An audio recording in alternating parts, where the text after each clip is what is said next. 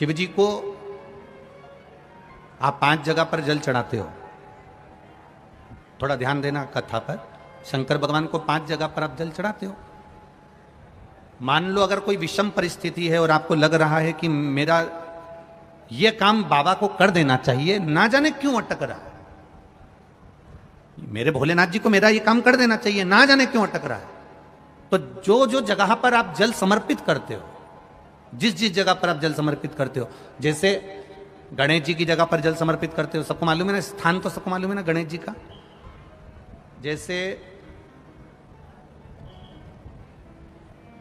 ये शिवलिंग है, ये जलाधारी है, ये 2 चरण जहां से जल चढ़ाते हैं तो ये पानी घूमकर यहां से नीचे चले जाता है।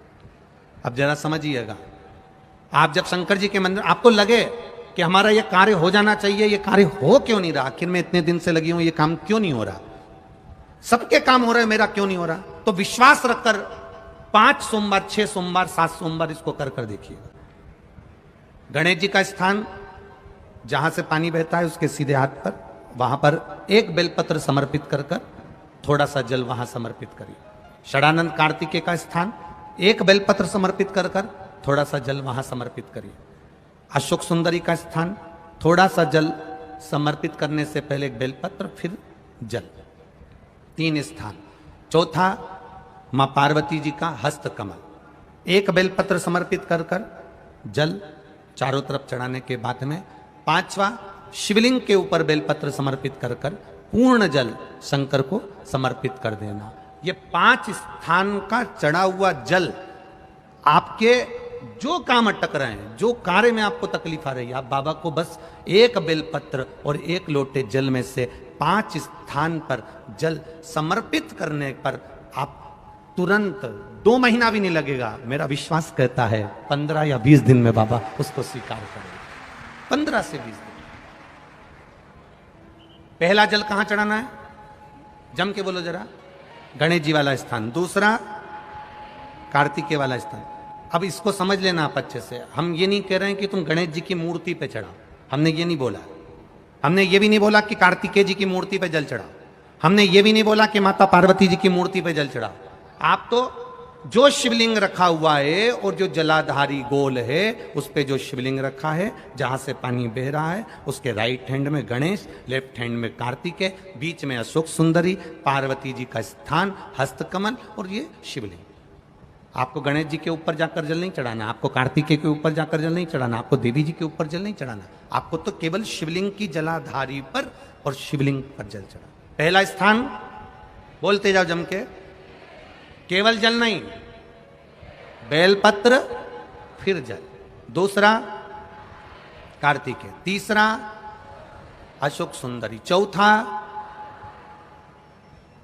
अब पार्वती जी को जो तुम जल चढ़ाओगी और बेलपत्र चढ़ाओगी उसमें तुम्हारा स्मरण होना चाहिए, तुम कहां बैठी हो जल चढ़ाने के लिए, तुम्हारा ध्यान कहां है, कहां बैठकर शंकर जी को जल चढ़ाना चाहिए। आपको पहले भी कथा में कहा, जहां से जलाधारी का पानी बह रहा है इसके ठीक विपरीत जगह में आप यहां बैठ जाओ। उत्तर दिशा में पानी जाता है तो आप दक्षिण दिशा में बैठकर उत्तर की ओर मुख कर कर बाबा के, मां पार्वती जी के हस्त कमल पर बेलपत्र रखोगी, जल चढ़ाओगी और वहीं से बाबा को तुरंत आनंद के साथ में बेलपत्र चढ़ाकर जल चढ़ाओगी। भले खड़े होकर या वहां जाकर तुम यहां पर जल चढ़ा दो, परंतु उसके बाद में जब आप जल चढ़ाओगी, जब बाबा पार्वती जी को जब बेलपत्र और जल चढ़ाओगी तो आपका मुख कहां होना चाहिए, जहां से पार्वती, जहां से ये जल बहकर जा रहा हो, यहां बैठोगे तो जल जहां बहकर जा रहा है उधर की साइड तुम्हारा मुख हो जाएगा, उत्तर की साइड तुम्हारा मुख हो जाएगा और बाबा को आप जल समर्पित करो। तो पहला जल बेलपत्र गणेश जी, दूसरा कार्तिकेय जी, तीसरा अशोक सुंदरी, चौथा माता पार्वती जी का हस्त कमल और 5वें नंबर का जल भगवान शिव के ऊपर, अर्थात भगवान देवाधिदेव महादेव से प्रार्थना करते हुए कि तेरा ही दिया मैंने खाया पिया रे, तेरा शुक्रिया रे, मेरा शुक्रिया। बाबा से प्रार्थना करते हुए, बाबा से अपने दिल की बात कहते हुए, बाबा से अपने मन की बात कहते हुए, अपने हृदय की बात भगवान देवाधिदेव महादेव से कहते हुए, ये 5 स्थान पर चढ़ाया गया जल आपके मनवांचित फल की प्राप्ति करा देता है, आपको सुख का अनुभव करा देता है। 5 जगह पर चढ़ाया गया, कम से कम 5 या 7 सोमवार अवश्य चढ़ाओ। जैसे शिव जी पर 1 लोटा जल आपने हमने समर्पित किया, और भगवान शंकर पर जब जल समर्पित कर कर हम उस जल का आचमन करते हैं, हम उस जल को पीते हैं, आचमन करते हैं, तब उस शिवलिंग का जो तेज पुंज है, भगवान शंकर के शिवलिंग में जो तेज पुंज होता है, क्योंकि शिव महापुराण के अंतर्गत और लिंग पुराण के अंतर्गत, नर्मदा पुराण के अंतर्गत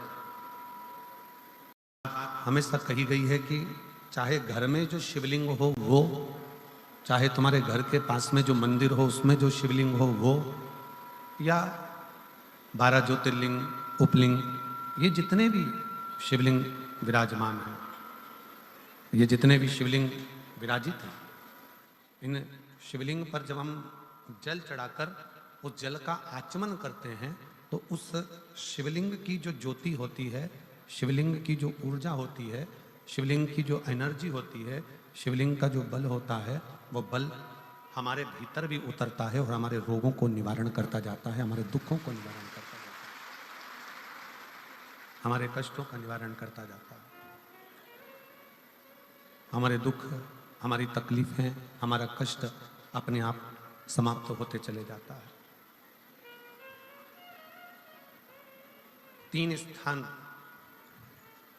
शिवलिंग पर वर्णित है कि ये 3 स्थान का जब स्पर्श करते हैं तो आप कितने भी रोग से ग्रसित क्यों ना हो,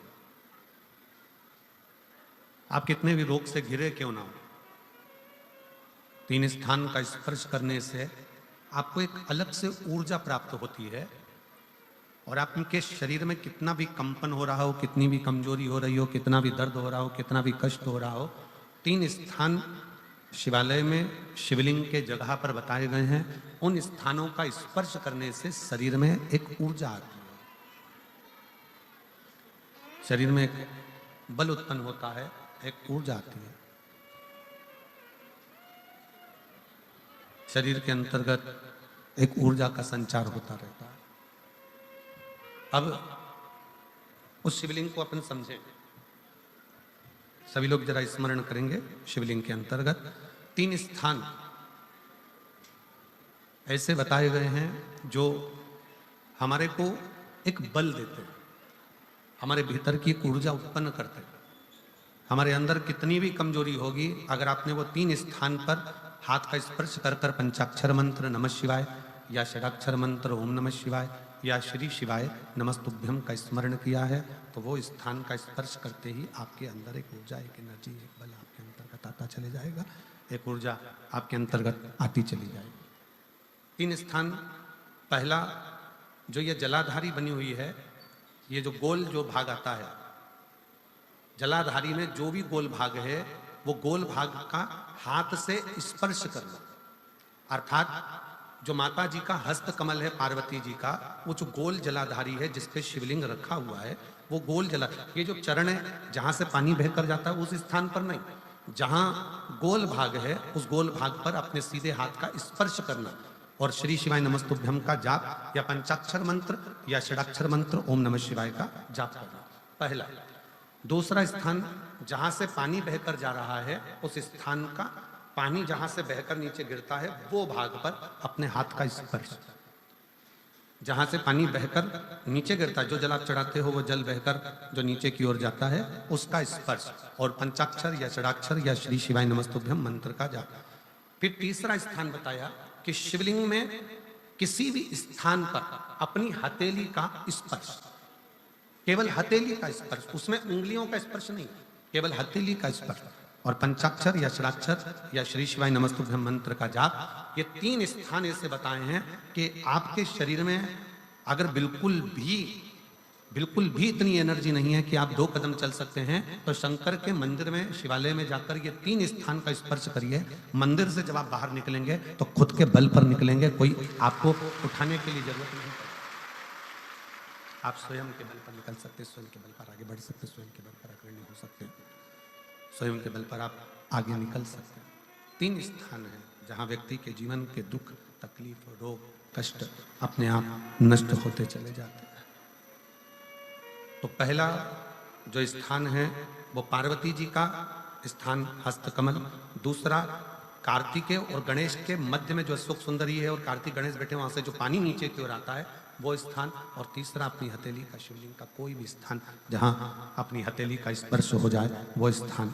ये 3 जगह हमें बल देती है, हमें ऊर्जा देती है, हमें एनर्जी देती है। और बहुत ध्यान देने वाला विषय है, मक्खी कबाड़े पर जाकर बैठती है तो उसकी कोई कीमत नहीं होती। मक्खी शक्कर पर जाकर बैठती है, उसकी कोई कीमत नहीं होती। मक्खी सब्जी पर जाकर बैठती है, उसकी कोई कीमत नहीं होती है। पर मक्खी सोना तुल रहा हो, हीरा का केरट निकाला जा रहा हो, और मक्खी सोने पर जाकर बैठ जाए या हीरे का केरट निकल रहा हो, उस हीरे पर जाकर बैठ जाए तो मक्खी भी करोड़ों की और लाखों की हो जाती है। मक्खी, आप कहां बैठ रहे हो यह आपके ऊपर निर्भर करता है। किस स्थान पर बैठ रहे हो यह आपके ऊपर निर्भर करता है। आप किस जगह पर बैठ रहे हो यह आपके ऊपर निर्भर करता है। किसकी संगति में बैठ रहे हो यह आपके ऊपर निर्भर करता है। आज तारा बाबा जी की कुटिया में बैठे हो ना, तो अपने आप को गौरवान्वित समझना कि आज बाबा की कृपा से शिव कथा में हमारी कीमत बढ़ी है, हम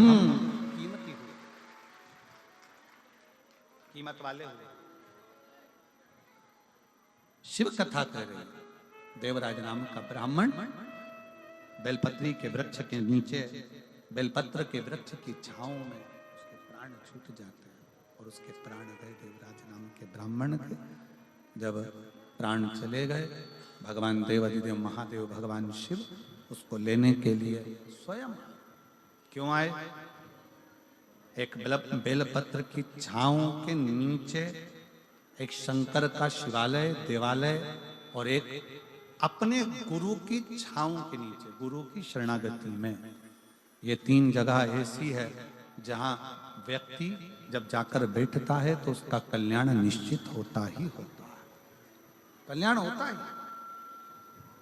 गुरु के चरणों में जाकर बैठिए, आपका कल्याण निश्चित होगा। शिव के मंदिर में, शिवालय में, शंकर की चौखट पर जाकर बैठिए, आपका कल्याण निश्चित होगा। और बेलपत्र के वृक्ष की छांव में,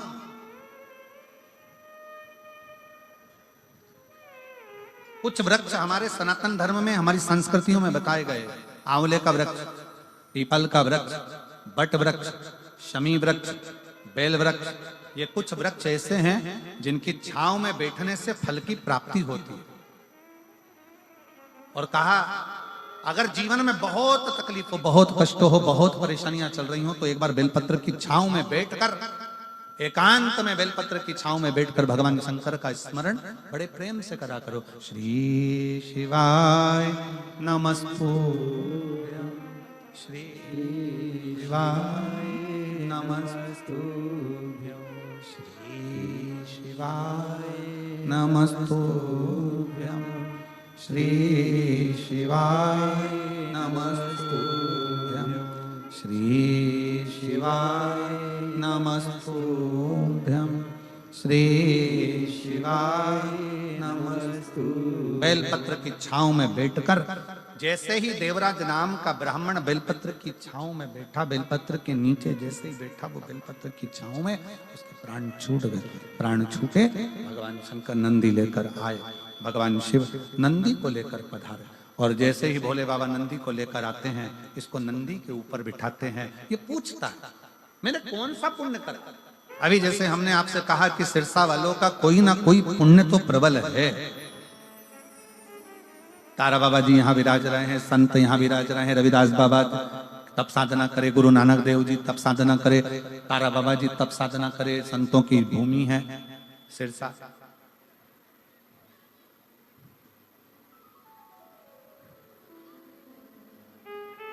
पूरे भारत में केवल सिरसा एक ऐसा स्थान रहा जहां पूरे भारत में अंग्रेजों ने अपना कब्जा कर लिया था। सिरसा पर भी कब्जा करने वाले थे, पर यहाँ के क्रांतिकारियों ने उन अंग्रेजों को भी मार भगाया था। ये सिरसा की वो पवित्र धरा है, ये सिरसा की वो पवित्र भूमि है, ये सिरसा की वो धरा है। शिव कथा करती है, भगवान शंकर का संवाद करता है, शिव महापुराण की कथा करता है। देवराज ने पूछा हमने कौन सा पुण्य कराया? ऐसा पुण्य करा तो करा कौन सा जिस पुण्य के बल पर आज हम नंदी पर बैठ कर कैलाश धाम जा रहे हैं? भगवान शंकर ने कहा तुम्हारी माता ने एक लोटा जल शिव को समर्पित करा था और वो माँ लोटा भर जल चढ़ाती थी, पर उसको ज्ञान नहीं था कि उस लोटे वाले जल का पुण्य फल क्या। आपको भी नहीं मालूम कि एक लोटे जल का पुण्य क्या है। जब आप चढ़ाते जाएंगे, शंकर की कथा श्रवण करते जाएंगे, शिव की स्तुति करते जाएंगे, तो उसका फल क्या है? श्री शिवाय नमस्तुभ्यं बोलने का फल क्या है? शंकर की कथा सुनने का फल क्या है? ये बाद में मालूम पड़ता है कि बाबा क्या दे।